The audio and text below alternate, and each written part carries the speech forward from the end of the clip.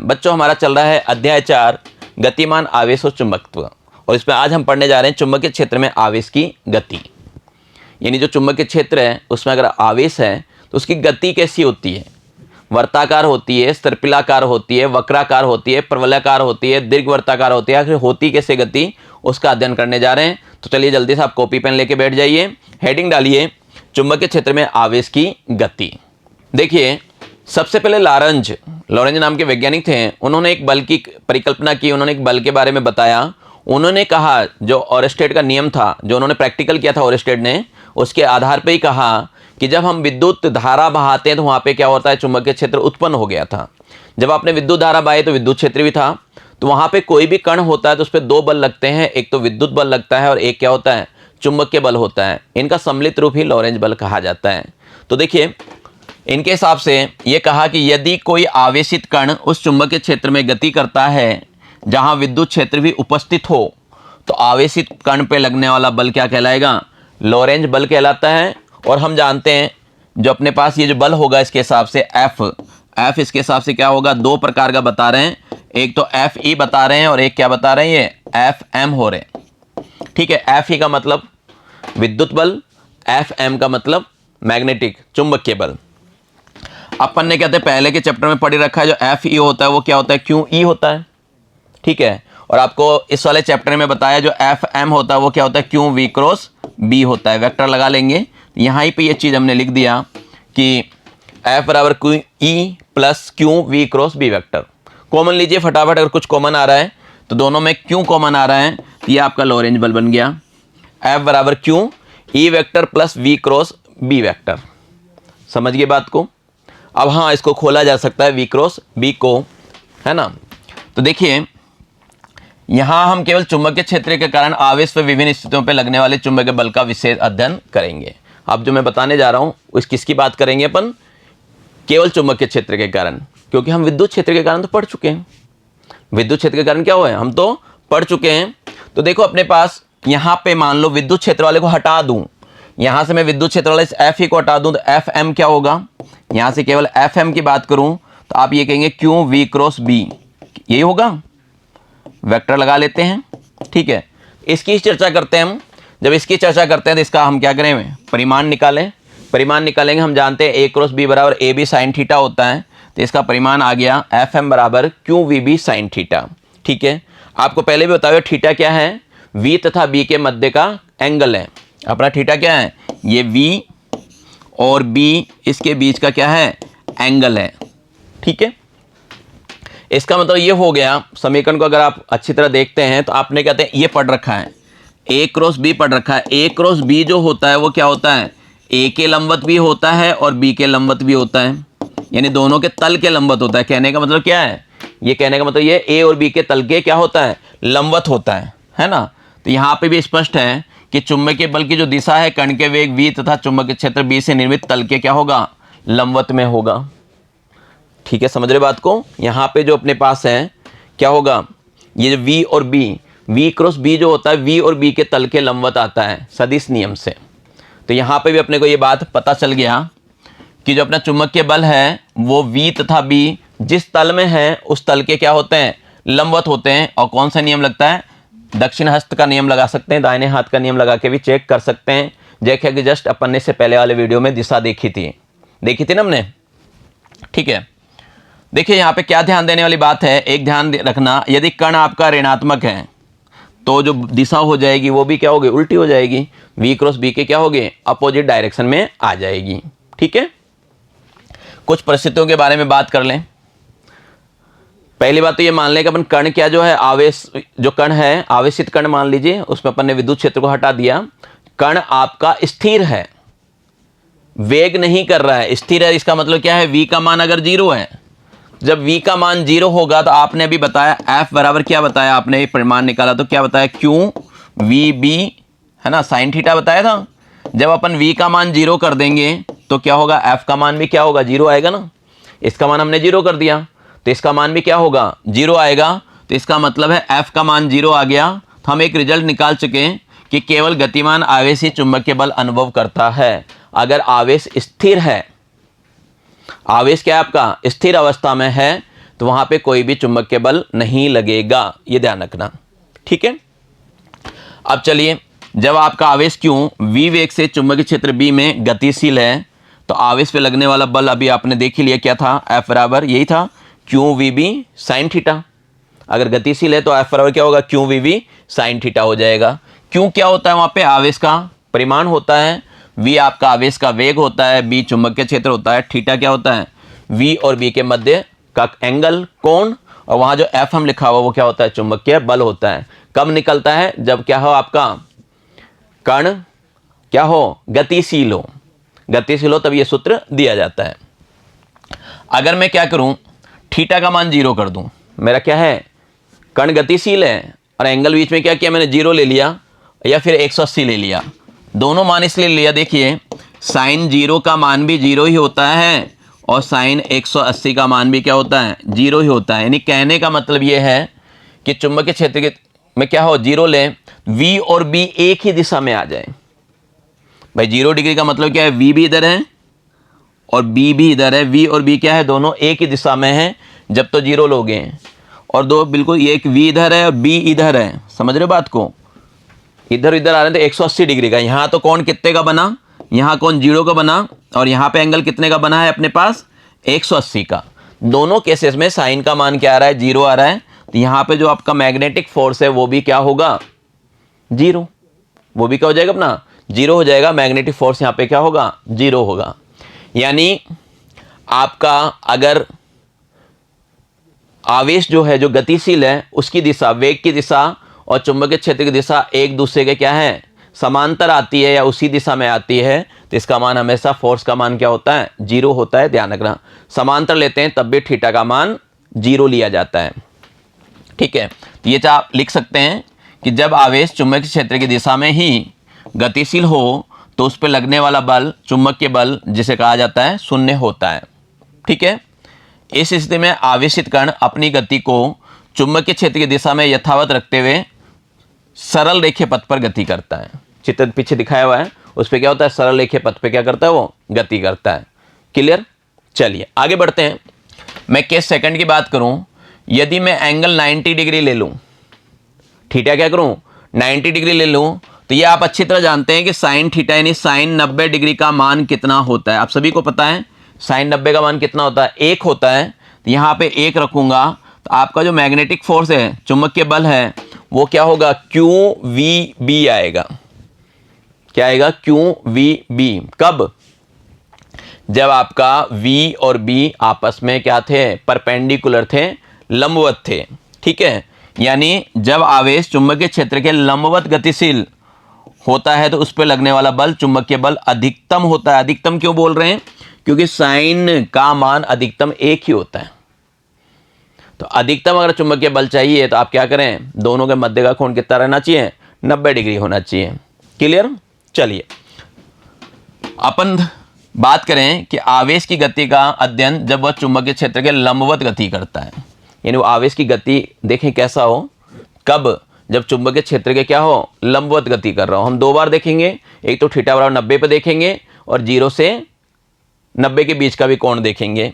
देखिए जब आपका कहते हैं 90 डिग्री पे मूव करता है, चुंबकीय क्षेत्र से लंबवत चलता है, तो वहाँ पे आपका वर्ताकार पथ बनता है, क्योंकि दिशा देखेंगे तो लगातार क्या होगा, केंद्र की तरफ जाएगा, लंबवत होना चाहिए उसकी, तो हमेशा अंगूठा क्या करेगा, केंद्र की तरफ जाएगा, तभी हमेशा लंबवत बन सकता है। यहाँ देखिए इस डायरेक्शन को, ये लंबवत इसके, ये इसके लंबवत, ये इसके, तो कुल मिला के क्या होता है, चुंबक ये जो यहाँ बनता है वो क्या होता है, वर्ताकार पथ बनता है।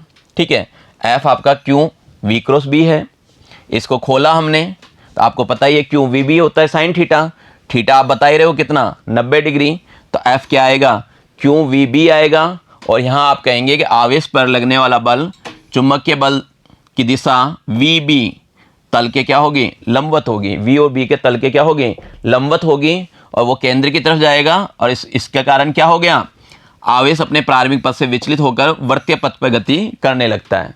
वो जो होता है इस तरह बनता है, देखिए यहाँ से अभी पकड़ने का नहीं है, अगर पकड़ेंगे तो ये बार बार क्या होगा, इस तरह जाएगा, पहले ये लिया, तो इस देखेंगे तो इस तरह का क्या होगा, डायरेक्शन बनता है। ठीक है, इस तरह का क्या होता है, डायरेक्शन बनता है। यहाँ से अपन देखें तो इसके लंबवत आएगा, लंबवत केंद्र से त्रिज्या पे खींची जाती है, त्रिज्या जो होती है स्पर्शरेखा क्या होती है, लंबवत होती है, तो वो फॉर्मूला भी लगा सकते हैं। वैसे आप याद रखिए इस पर जो गति होगी वो कैसी होगी, वर्त्य पथ होगा। ठीक है, अब ये जो वर्त्य पथ है इसकी आप क्या कर सकते हैं, त्रिज्या ज्ञात कर सकते हैं। वर्त्य पथ जो है इसकी त्रिज्या ज्ञात की जा सकती है। देखिए जब आप कोई आवेश वर्त्य पथ पर गति करता है तो वहाँ पे अभिकेंद्रीय बल और अपकेंद्रीय बल क्या होते हैं, बराबर होते हैं। अभिकेंद्रीय बल जो लग रहा है वह आपका चुंबकीय बल क्या आ गया, QVV, और अपकेंद्रीय बल तो जानते हो आप mv² बटा क्या होता है, R होता है।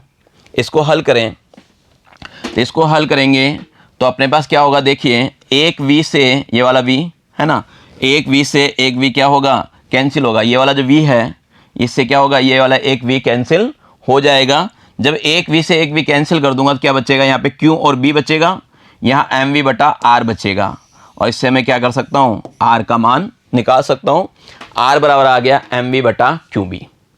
समझ गए बात को।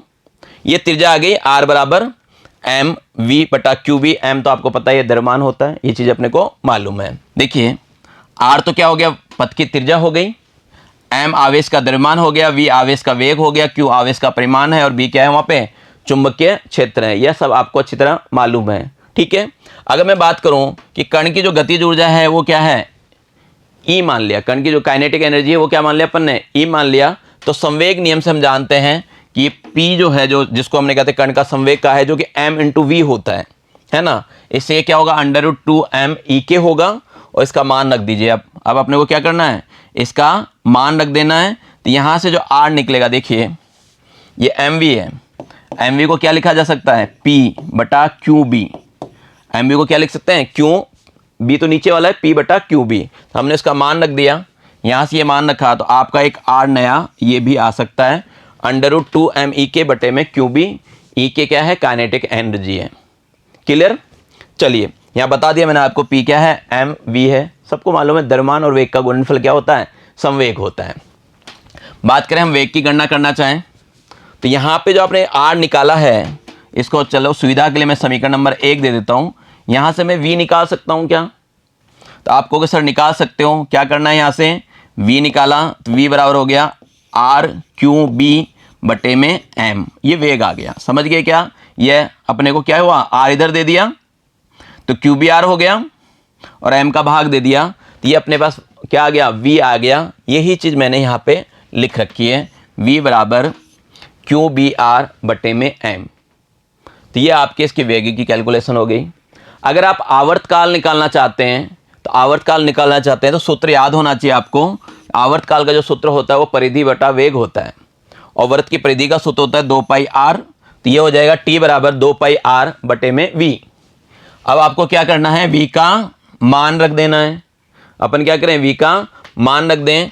तो V का मान रखा अपन ने, देखिए यहाँ पे V का मान रख दो, यहाँ पे रख दो इधर ही। तो ये हो गया T बराबर 2πr बटे में V, QBR बटे में M। ये M क्या होगा, नीचे है ना, तो ये M क्या होगा, ऊपर चला जाएगा। और जब अपने पास ऊपर जाएगा तो क्या करें, T बराबर आएगा आपके पास 2πr, ये M आ जाएगा, और नीचे में क्या होगा, QBR होगा। R से R हम क्या करेंगे, काट लेंगे। तो फाइनली जो आंसर आएगा वो ये आएगा, T बराबर 2πm बटे में QB। बात समझ में आ गई होगी। कब की बात कर रहे हैं, जब लंबवत हो रहा है, लंबवत जा रहा है तो वर्ताकार अपने को पथ प्राप्त हो रहा है। आवर्ती की गणना देखो, आवर्ती क्या होता है, जिसे मैंने n से दिखा रखा है, वैसे इसको कहते हैं, इस तरह भी दिखाया जाता है, थोड़ा सा कर्ली टाइप का V बना देते हैं, है ना, उससे भी दिखाया जाता है। अपन कंफ्यूज नहीं हो वेग में और इसमें, इसलिए हमने यहाँ पे क्या ले रखा है, n ले रखा है। और आवर्ती जो होती है वो होती है 1/t। 1/t। अभी t का मान तो आया था, देखो यहाँ पे अपने पास t का मान आया था। अब मुझे कहते हैं n चाहिए, तो n क्या होगा, 1/t होगा। पलट देंगे तो ये QB बटा क्या आएगा, 2πm आएगा। ये तो आएगा, बस यही तो लिखा हुआ है अपने पास। ये देखिए n बराबर क्या आ गया, QB बटे में 2πm। तो किसी की भी गणना कर सकते हैं। ये सारे जो आंसर निकल रहे हैं, जो फॉर्मूले निकाल रहे हैं, वो किस लिए निकाल रहे हैं हम, न्यूमेरिकल हल करने के लिए। चलिए लगे हाथ, हम निकाल लेते हैं कोणीय आवर्ती। कोणीय आवर्ती ओमेगा बराबर होता है 2πn। ठीक है, अब आपको क्या करना है, n का मान रख देना है। ये अपने पास 2 पाई है, एन का मान हमने रख दिया क्यू बी बटा 2 पाई एम। 2 पाई से 2 पाई क्या हो गया, कट गया। तो यहाँ पे जो कोण या आवर्ती आ गई ओमेगा, ये आ गई क्यू बी बटा में एम। क्लियर, बिल्कुल सिंपल सिंपल। अगर आपको पुराने सूत्र याद हैं तो बड़े आसानी से किए जा सकते हैं। ठीक है, चलिए अब मैं बात करता हूं, अगर आपका आवेश का जो गति है उसका देखना है कि उसका पथ कैसा होगा, कब, जब आवेश चुंबकीय क्षेत्र से थीटा कोण पर गतिशील है। इस पर 90 डिग्री पे नहीं है, कितने पे है, थीटा कोण पे है। यानी यहां पे हमने थीटा का मान क्या ले रखा है, 0 डिग्री से लेके 90 डिग्री के बीच में। तो देखिए यहां पे जब ये गतिशील होता है तो इसके दो पथ प्राप्त होते हैं अपने को, ये v है और ये थीटा एंगल है मान लो अपने पास। तो इसके दो पथ प्राप्त होते हैं, एक तो vx प्राप्त होता है और एक vy होता है। ध्यान ही होगा, vx को हम क्या लिखते हैं, v cos थीटा, और vy को हम लिखते हैं v sin थीटा, जैसा कि शायद मैंने चित्र में भी दिखा रखा है। ये देखिए, ये चित्र में है ना, ये तो दोनों ही एक्टिव होते हैं। जो लंबवत वाला होता है वो उसको क्या करता है, अभी देखा था आपने, वर्ताकार घुमाने की कोशिश करता है, और ये जो क्षैतिज वाला है क्षैतिज की तरफ आगे ले जाने की कोशिश करता है। वो तो लंबवत वाला तो इसको वर्ताकार घुमाने की कोशिश करता है और क्षैतिज वाला आगे लेके जाने की कोशिश करता है। तो फिर होता क्या है कि इस तरह होता है, ये इस तरह बढ़ने लग जाता है। ठीक है, इस तरह बढ़ने लग जाता है, ये गति हो जाती है। इस गति को कहा जाता है सर्पिलाकार गति। ये क्या होता है, सर्पिलाकार गति होता है। और यहाँ पे एक पिच बनाया जाता है। ये क्या होता है, एक पिच की लंबाई होती है। एक राउंड लगा लिया ना, तो इसको एक पिच की लंबाई बोलते हैं, एक पिच बोला जाता है। तो ठीक है, समझ गए बात को। कब होता है, जब आवेशित कण चुंबकीय क्षेत्र से थीटा कोण बनाता है। ठीक है, तो लिखना चाहे तो आप लिख सकते हैं। पहले आप डायग्राम बनाएंगे, चित्र बनाएंगे, वहां लिखिए चित्रानुसार एक आवेश क्यू चुंबकीय क्षेत्र में थीटा कोण पर v वेग से गतिशील है। वेग को घटकों में वियोजित करने पर घटक वही आपका क्षैतिज और ऊर्ध्वाधर चुंबकीय क्षेत्र की दिशा में प्राप्त वेग घटक कौन कौन से प्राप्त होते हैं, अपने पास प्राप्त होते हैं vx, जो कि क्या है, क्षैतिज है।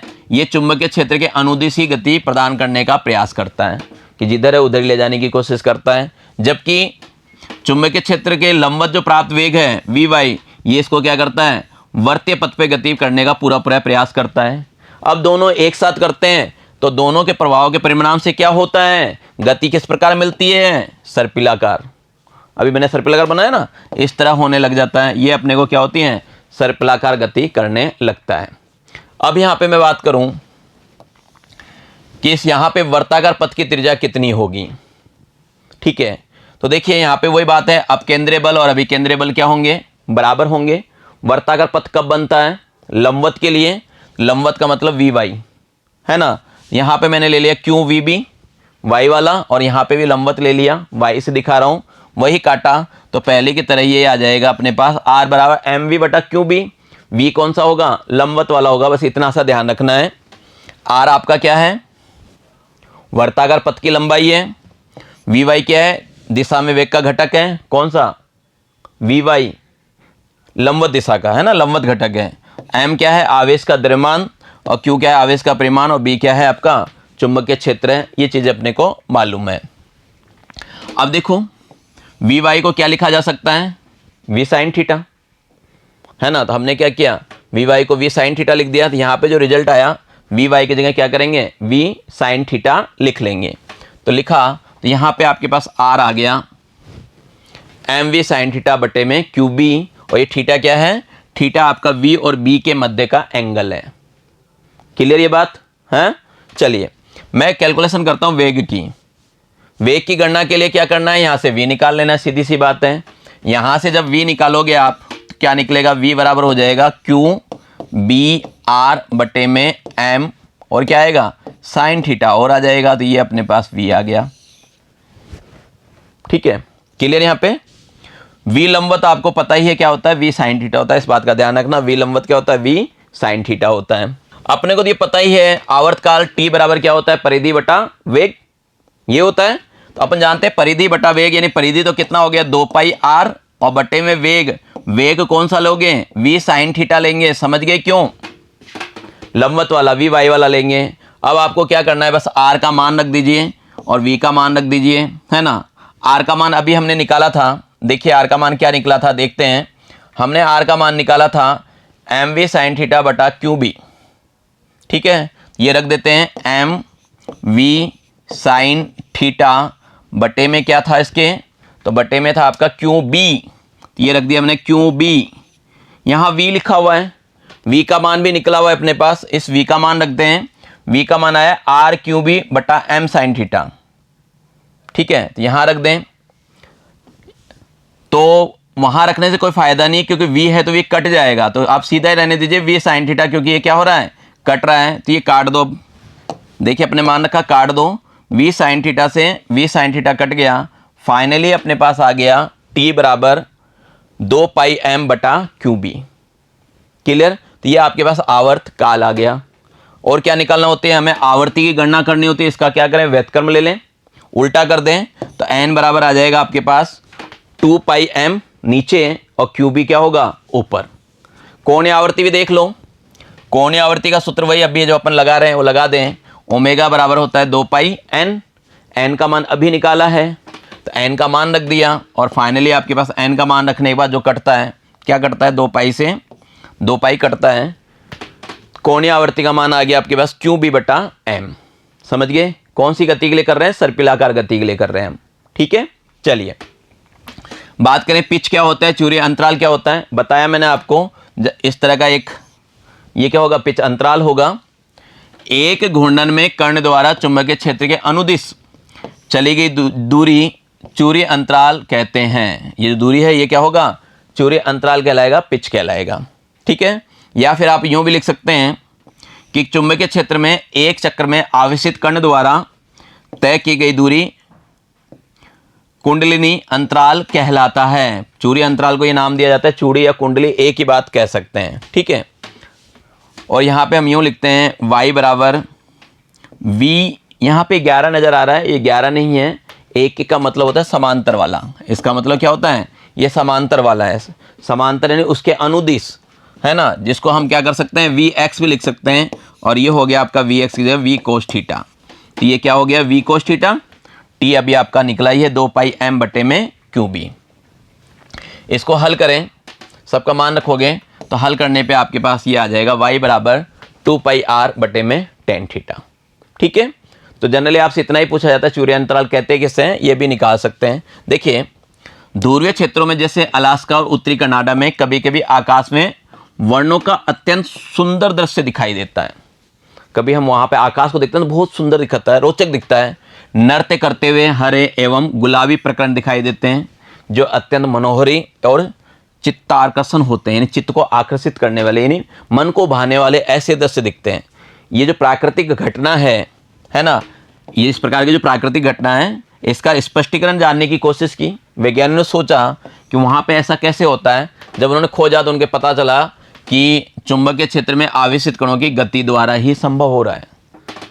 वो जो कण जो गति कर रहे हैं ना, उसके कारण जैसे मान लो सर यूँ घूमेगा, कितना अच्छा लगेगा आपको देखते हुए। तारे अगर आपके पास, क्यों वो सारे तारे इस तरह घूमने लगे हैं और तेज़ी से घूम रहे हों तो कितना प्यारा लगेगा देखने में। वर्ताकार घूम रहे हो तो कितना प्यारा लगेगा। तो ये सब किसके से संभव है, इसी के कारण चुंबकीय क्षेत्र में आवेशित कणों की गति के द्वारा संभव है ना। इस घटना को उन्होंने क्या बताया, उत्तर ध्रुवीय ज्योति कहते हैं। वहाँ पे जो देखते हैं इस घटना को कहते हैं उत्तर ध्रुवीय ज्योति। समझ गए बात को, क्लियर है। तो बच्चों आज के कक्षा में इतना ही पढ़ेंगे, आगे पढ़ने के लिए मिलते हैं आपसे अगली कक्षा में। तब तक के लिए धन्यवाद, नमस्कार, आपका दिन मंगलमय हो।